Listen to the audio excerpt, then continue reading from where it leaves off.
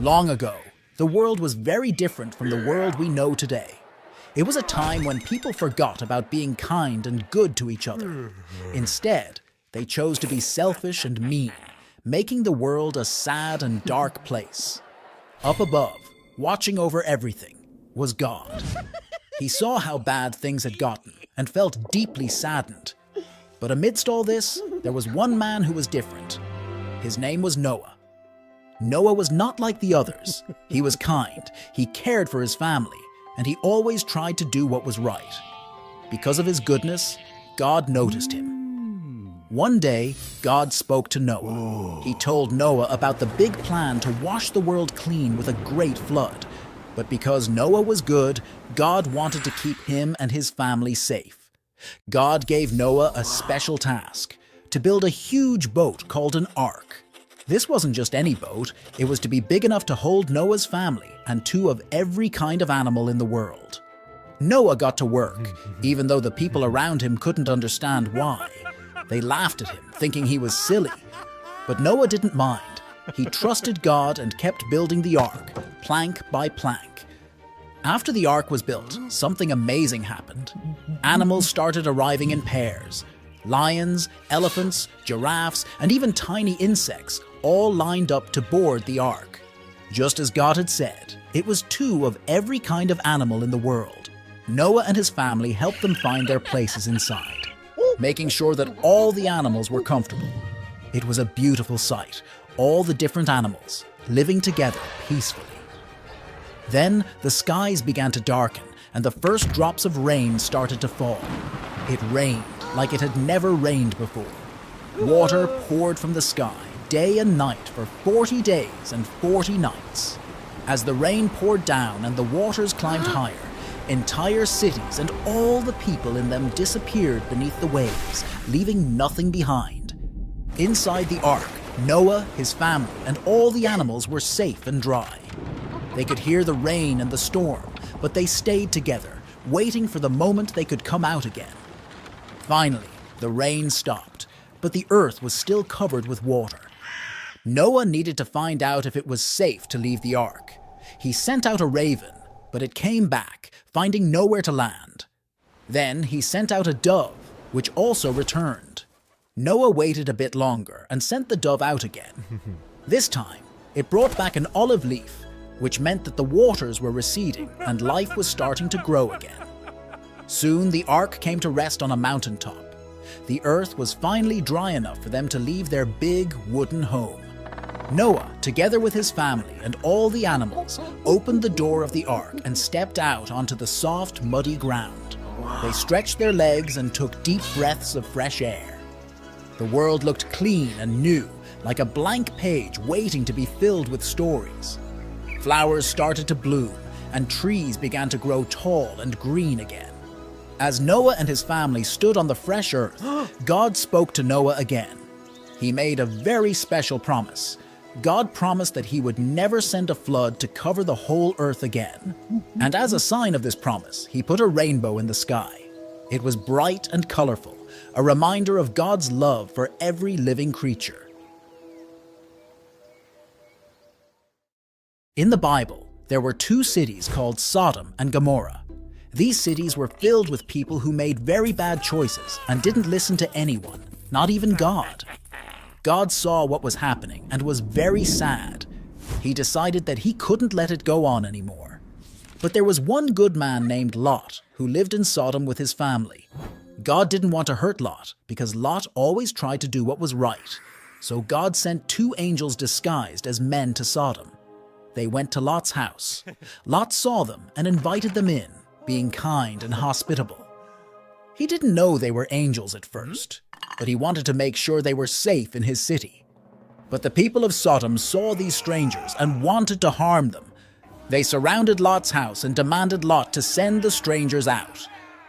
Lot tried to protect his guests, showing he was a good man. They told him, "You need to leave this city with your family because God is going to destroy it for being so wicked." The angels told Lot to take his wife and two daughters and warned them to not look back once they left. God was going to rain down fire and brimstone from the sky to cleanse the land of all evil. So Lot and his family ran away in the middle of the night. They ran as fast as they could, away from the cities of Sodom and Gomorrah. Behind them, the sky lit up as fire fell, burning everything in those cities to the ground. It was like a giant fiery storm wiping away all the wrongdoings. Lot's wife, however, made a big mistake. Even though the angels told her not to, she looked back to see what was happening to the city. And because she didn't listen, she turned into a pillar of salt, stuck there forever. Lot and his daughters kept going, safe because they listened to the warning. They remembered not to look back and lived on, remembering the lesson of what happens when people choose not to do what's right. They learned the consequences of bad choices and the importance of listening and following guidance, especially when it comes from God. Once upon a time, there was a huge city named Babylon. It was known for its incredibly strong walls and beautiful hanging gardens. It was one of the greatest cities of ancient times. Babylon was like the heart of everything important: money, power, and culture. The king of Babylon was very proud and thought his city could never be beaten, claiming it was the best city ever made. People in Babylon didn't care much about being fair or kind anymore. They were more into worshipping statues and other things rather than remembering the real God who created everything. God tried to warn them through messengers, saying that bad times were coming, but nobody in Babylon paid any attention. They thought they were too safe behind their massive walls and with all their treasures. But God wanted to prove that no place, no matter how strong or rich, could ignore him and get away with it. The warning became real during the reign of King Belshazzar at a big party in the king's palace. Suddenly, a hand appeared out of nowhere and wrote a strange message on the wall of the palace. The message was confusing to everyone, and not even the smartest people in the palace could figure it out. Then the queen remembered Daniel, a wise man who followed God and could understand dreams and signs. Daniel came and looked at the strange message on the wall. He told them the writing was a message from God, saying the king had failed to be good, and as a result, Babylon would be conquered and taken over by others. Just like Daniel said, that very night, something unexpected happened. The army of the Persians, led by King Cyrus, made a sneaky attack. They cleverly dammed the river that flowed under Babylon's walls and sneaked into the city where the river used to flow. Because everyone was busy partying, they didn't even guard the gates. So Babylon was captured without much resistance. Babylon's fall happened quickly and took everyone by surprise. It was the end of Babylon's time, sending a strong message that being too proud and not listening to God leads to disaster. Once upon a time, after a big flood had washed the earth clean, people everywhere spoke the same language. They found a nice flat land in a place called Shinar and decided to settle there. Imagine everyone being neighbors, understanding each other perfectly, like one big family. One day, the people had a big idea. Let's build a city with a tower that reaches up to the sky. It'll be so tall it'll touch the clouds, they said, excited to start. They used bricks instead of stones and sticky tar for glue.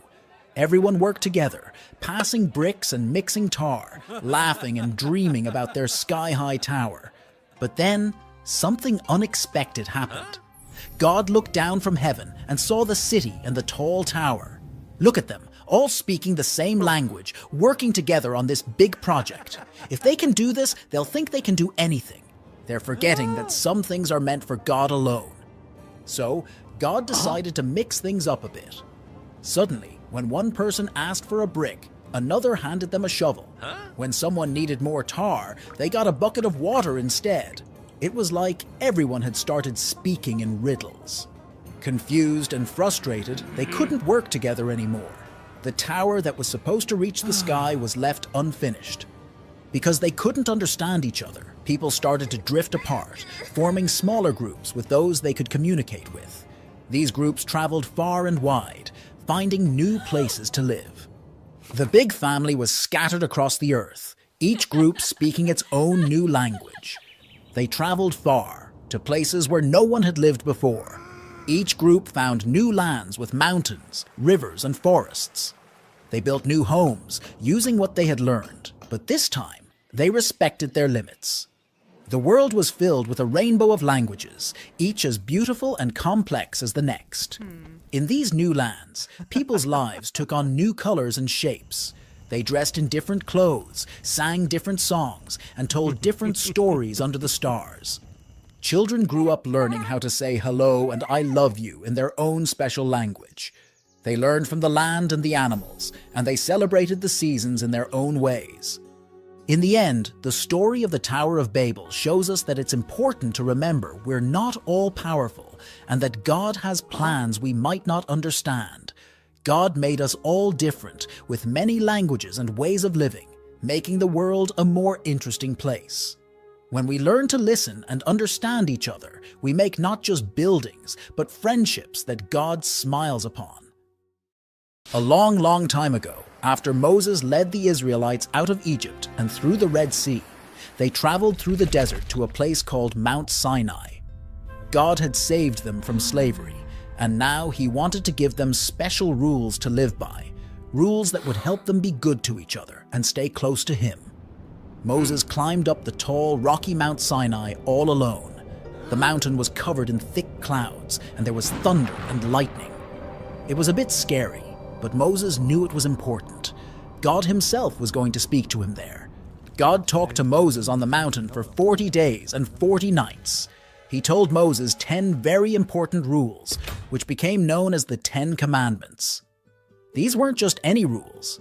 They were God's way of showing the people how to live peacefully with each other and be faithful to him. When Moses came down from the mountain, he brought 2 stone tablets with him. The commandments were written on these tablets so everyone could remember them. The commandments said, "You shall have no other gods before me." This meant that the Israelites should only worship the one true God. "You shall not make for yourself an idol," which meant God didn't want the people to worship statues or images as if they were gods. "You shall not misuse the name of the Lord your God."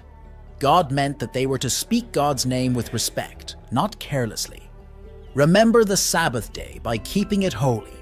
He wanted one day a week for them to rest and think about God, just like God rested on the 7th day when he created the world. Honor your father and your mother. This meant they should respect and take care of their parents. You shall not murder, which meant life is precious, and they were to protect each other. You shall not commit adultery. God wanted husbands and wives to be faithful to each other. You shall not steal, which meant taking something that isn't yours is wrong. You shall not give false testimony against your neighbor. This meant telling lies about others is harmful. You shall not covet, which means not to be jealous of what others have. The people promised to follow these commandments, and Moses helped them learn what each one meant. The 10 Commandments were a gift to help the Israelites understand right from wrong. They were rules to live by that would keep them safe and happy. After wandering in the desert for 40 years, the Israelites, led by Joshua, were finally entering the Promised Land. But there was a big obstacle in their way: the fortified city of Jericho, a city with walls so strong and high that no army could easily defeat it. God had a plan for how the Israelites would conquer Jericho, and it was unlike any battle plan ever devised. God told Joshua to have the armed men march around the city once a day for 6 days.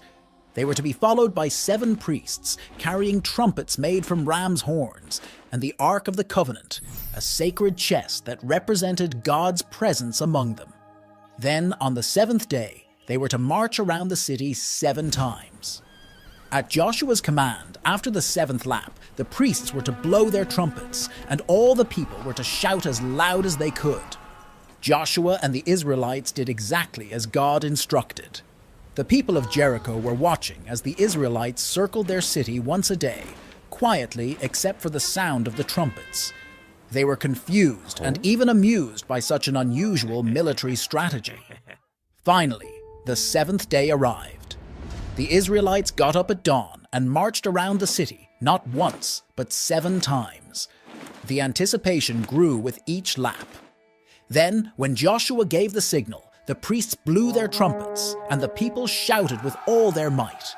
And something incredible happened. The walls of Jericho fell down flat. The Israelites charged straight into the city and captured it, just as God had promised. A long time ago, in the land where Jesus was born, there ruled a king named Herod. King Herod was known for his magnificent buildings and cities, but he was also known for something not so grand: his fear of losing his power. When Jesus was born in Bethlehem, a bright star appeared in the sky. Wise men from the east saw this star and knew it meant that a new king, the King of Kings, had been born. They wanted to find and worship this new king, so they traveled to Jerusalem and started looking for him. When King Herod heard this, he was very troubled. Herod didn't want anyone to take his place as king, so he called together all the chief priests and asked them where the Messiah was born. They told him, "In Bethlehem of Judea." King Herod secretly called the wise men to find out exactly when the star had appeared. He told them to find the child and report back to him, so that he too could worship him. But Herod didn't really want to worship the new king. He wanted to get rid of him. The wise men went on their way. They followed the star until it stopped over a stable, a house where the animals slept. When they saw Jesus with his mother, Mary, they bowed down and worshipped him. They also gave Jesus gifts of gold, frankincense, and myrrh. But when it was time to go back to King Herod, they were warned in a dream not to return to him, so they went back to their country by another path. When Herod realized that the wise men had tricked him, he was furious. He gave orders to kill all the boys in Bethlehem who were 2 years old and under. This terrible act showed just how far Herod would go to protect his throne. However, God protected Jesus from Herod's plan. An angel appeared to Joseph in a dream and said, "Get up, take the child and his mother, and escape to Egypt. Stay there until I tell you, for Herod is going to search for the child to kill him."